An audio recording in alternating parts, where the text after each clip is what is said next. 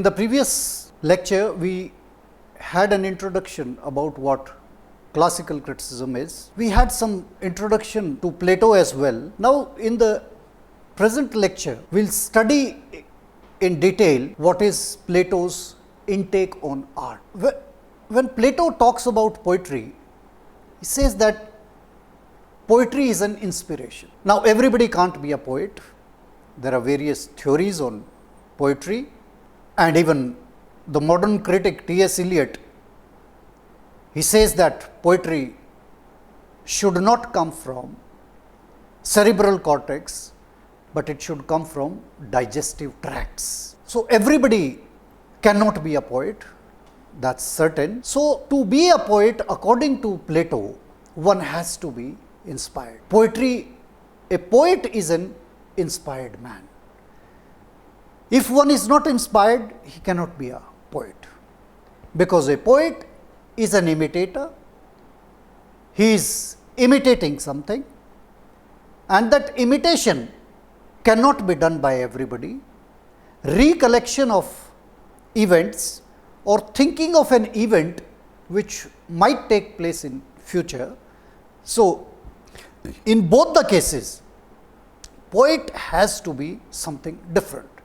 Herein he comes quite closer to what Wordsworth has to say, that poet has more than organic sensibility. A poet is and Plato, according to Plato, a poet is an inspired person. Now, the question is, when the poet is inspired, he is inspired by the role of muses.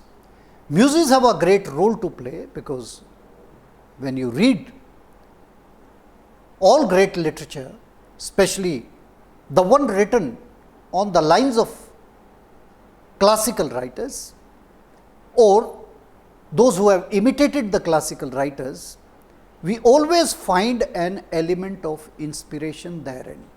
The poet seeks inspiration from the muses. But Plato says that a poet is an inspired man, and when he is inspired, he is not in his senses. That means the poet, according to Plato, is a madman. He is a mad person. Again, when someone is mad, he or she cannot be expected to create something. So, a madman is not capable of doing anything according to Plato. So, according to Plato, the poet is a special person who is inspired. Then he is a prophet of the muse, the goddess of poetry. He derives his inspiration from the muses, and it is not he himself or she herself who does these things, but it is what the muse guides her or him. Then he is in a state of possession. He is possessed about what he is doing or thinking. So, he is in a state of madness. And interestingly, the individual freedom to the poet is denied, because he is not an ordinary person. He is inspired, he is not in his senses. Now, when he is not in his senses, so there is little of his own wisdom that he can use in the domain of creativity. So, this is what Plato talks about. Then we have come out with a very important point on this, like we talked about the emotive element in the theatrical performances or theatrical art, that emotive element is really important. So, on a similar line, the poet, according to Plato, is talking about untruth and unreality. But there is an important point that emerges here, and that is the deceiver, the poet, is wiser than the deceived, is wiser. So, this is one concept that emerges, that poet, like if we talk about artists.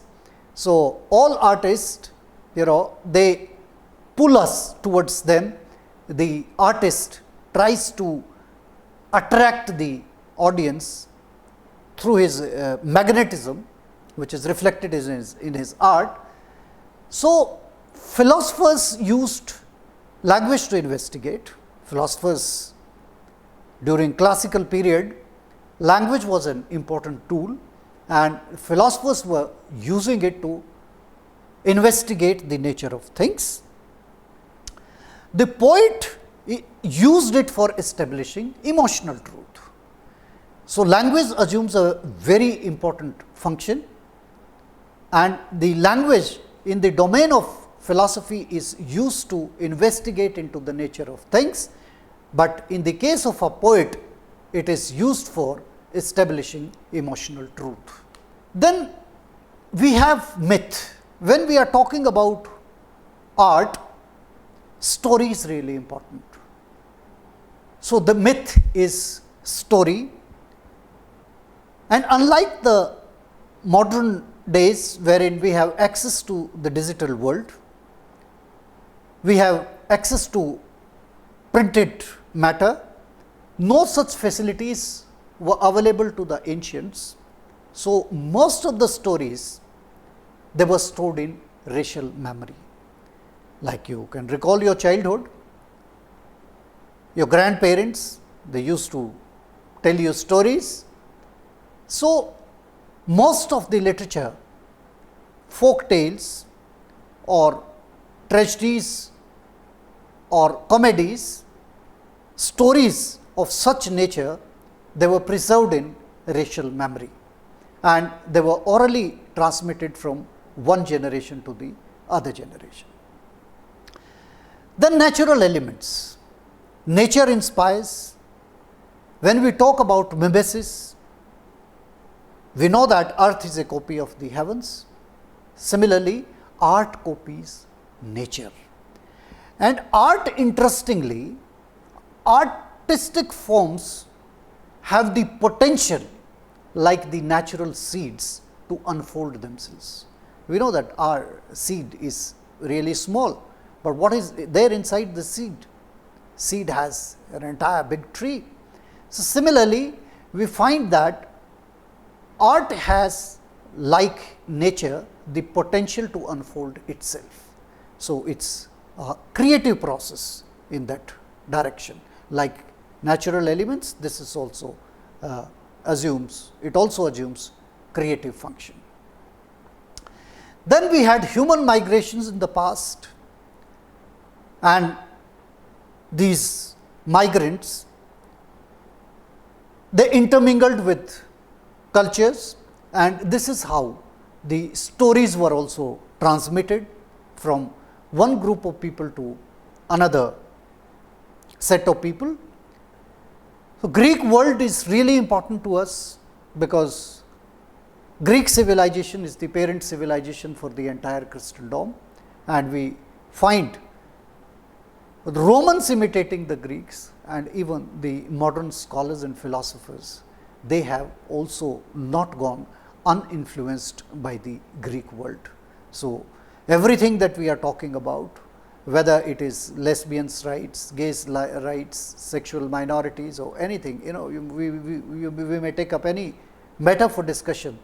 So, there was hardly any domain wherein Greeks did not give their opinions.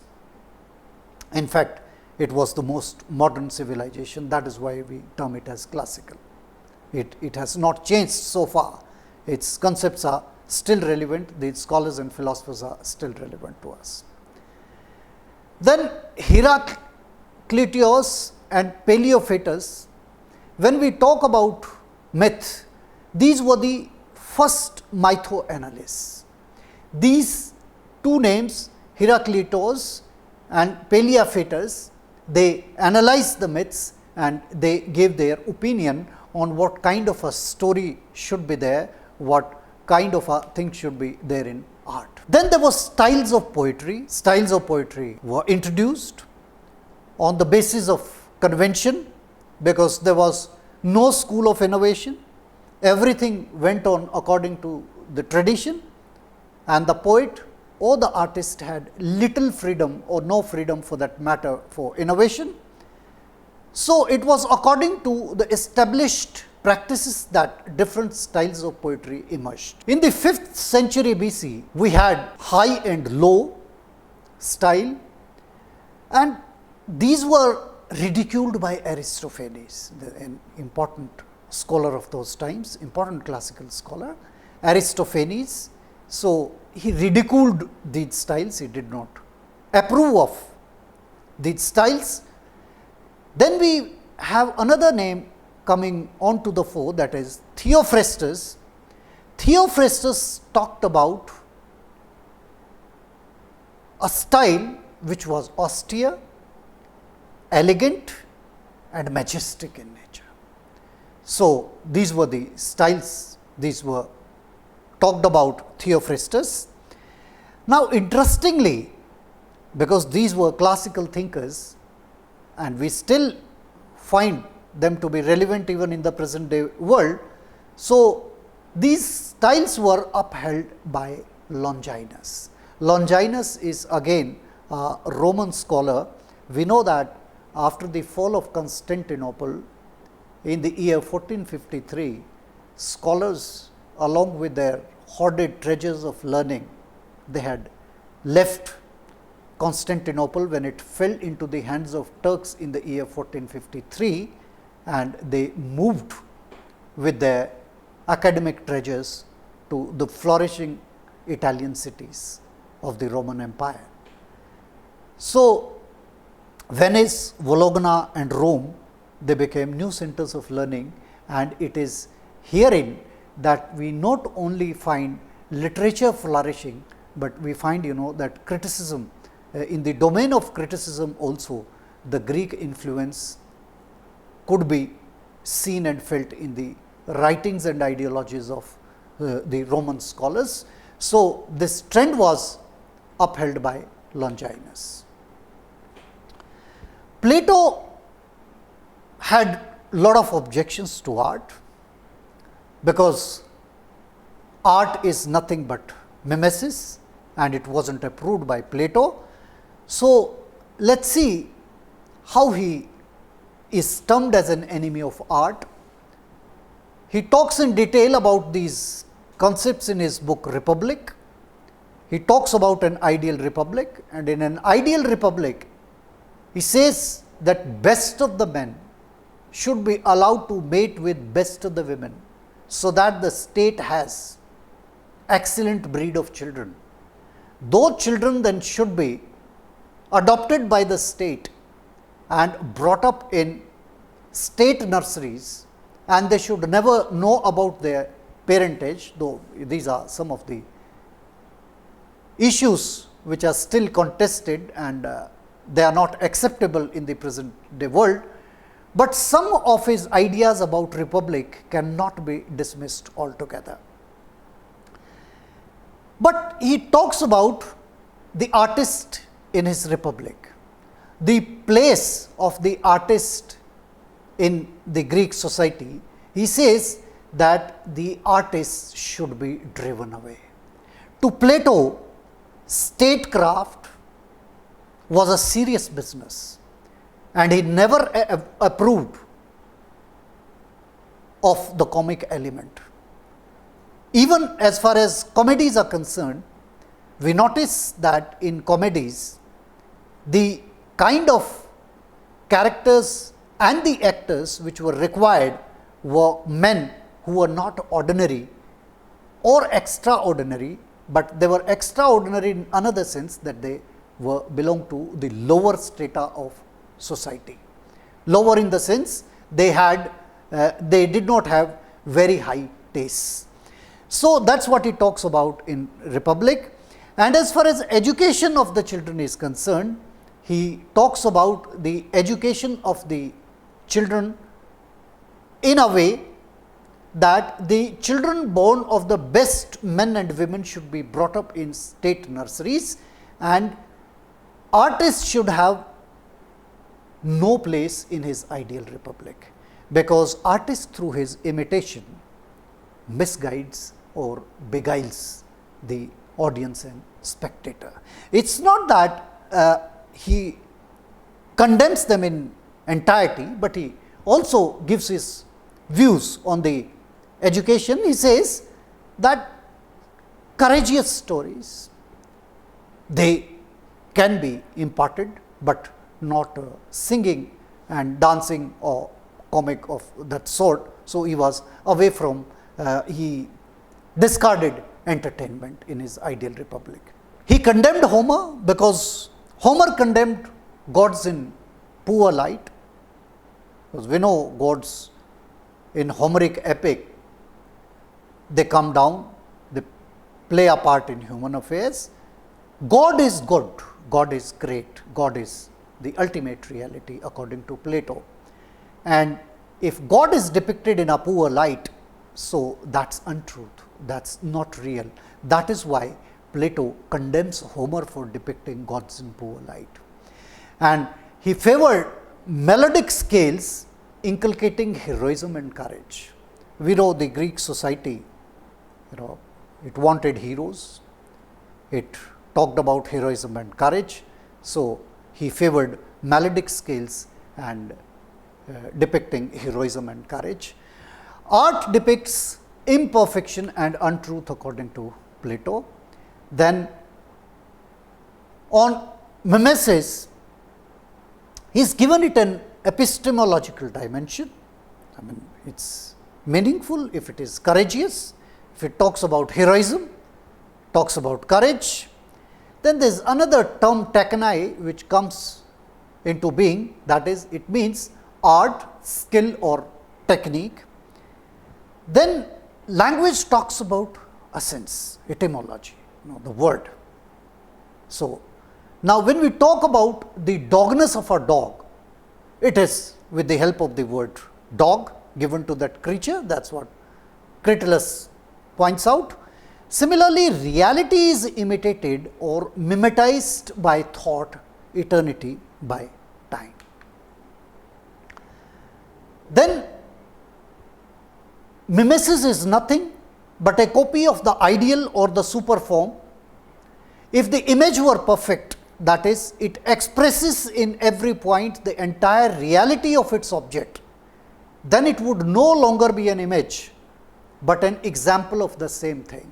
Now, Cratylus analyzes this thing in a very rational way. So, it is going to be the example of the same thing if it is an exact copy, but we know that making exact copies is just an ideal concept. Then when we talk about phantasma, the fantastic ideas, they are reflected in Phaedrus. Then we also have Socrates giving his opinion. He says that poets would be assigned the 6th place in the heaven. If we talk about his place in the divine scheme of things, then he would be placed in the 6th position. That is what is the take by Beardsley. Socrates views the artist, the worshippers of true knowledge, as seducers from the truth. As a way of knowledge, the arts are certainly not commendable, they also undermine morality. So, even Socrates has his take, and he talks about the artist not in a unhealthy way. Now, plays like Medea, argues Plato, appeal to the baser parts of our soul that stimulates and strengthens an element which threatens to undermine reason. Reason is greatly undermined. Then there is just one reality. We know the ultimate reality is God and the ideas. Then we find that the status of a maker is given to the artist, though he imitates, but he is a maker. Then we find through the emotive element that art has an intrinsic value. Then there is check of appetite versus knowledge.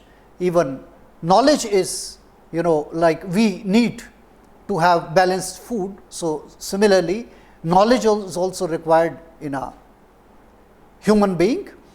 He talked about selective breeding. Then we find the examples of Homer and Hesiod. The classical thinkers, then the ideas of these classical thinkers, they are also reflected in the thought of Augustine and Justin at later stages, wherein they condemned artists, and we even find in 1742 that the theatrical performances were banned in England within the municipality limits, because drama had started, poets had started depicting something which catered to the baser needs of the masses. So, poetry has the same effect on us when it represents sex and anger and the other desires and feelings of pleasure and pain which normally accompany our actions. It feeds them when they ought to be starved and makes them control us when we ought, in the interest of our own welfare and happiness, to control them. That is what Plato says in the Republic. Then condemns Mixolydian and Hyperlydian scales.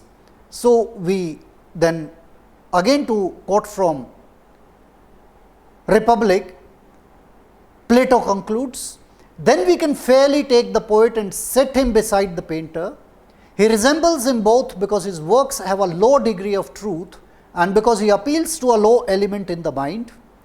We are therefore quite right to refuse to admit him to a properly run state, because he stirs up and encourages and strengthens the lower element in the mind at the expense of reason, which is like power and political control to the worst element in a state, ruining the better elements.